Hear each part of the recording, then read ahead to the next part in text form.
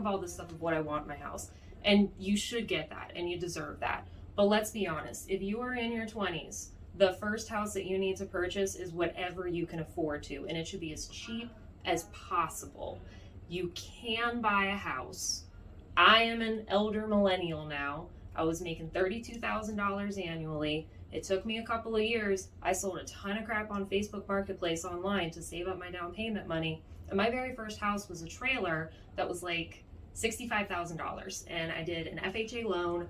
I put 3.5% down, and that one was also in a flood zone. So I ended up having a little bit of flood insurance on it. But all said and told, when I was renting, my rent was $1,200 a month. When I purchased my little crappy awesome trailer for $65,000, my mortgage payment was $745 a month. I immediately started saving money.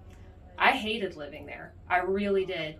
The day it was mine, though, I fell in love with it a little bit more. And every single time I would come across something that kind of frustrated me, I'd be like, you know what? This is my lily pad.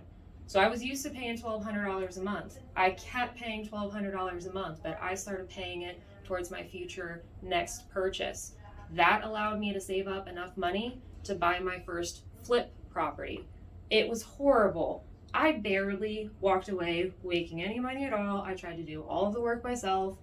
It was not worth it. My husband told me, we need to hire out. And I was like, no, let's be cheap. We know how to do it. It was the dumbest thing I ever did. That's a whole other side video. But by the time it was all said and done, I at least made a $6,000 profit over like a year and a half, which is a huge failure if you're looking at like hold time and stuff like that. But I was able to take that $6,000, and you guessed it, out of nowhere, the house came up on the market. The one I'd been waiting for. At this point, I was in that trailer for I don't know, like 4 or 5 years, something like that. And the dream house came up. And I had enough money saved up that I was able to make an offer. And you know what I did? I got approved. And then I used my trailer as a rental property for a couple of years because there was a little bit of gap. And I was like, hey, what if I get a long-term tenant in this one? That counts as income, which helped lower my overall debt to income ratio. And that helped me buy my dream house. After a couple of years, I was like, oh, there's no way that this house is ever going to be worth anymore. My trailer, we should sell it.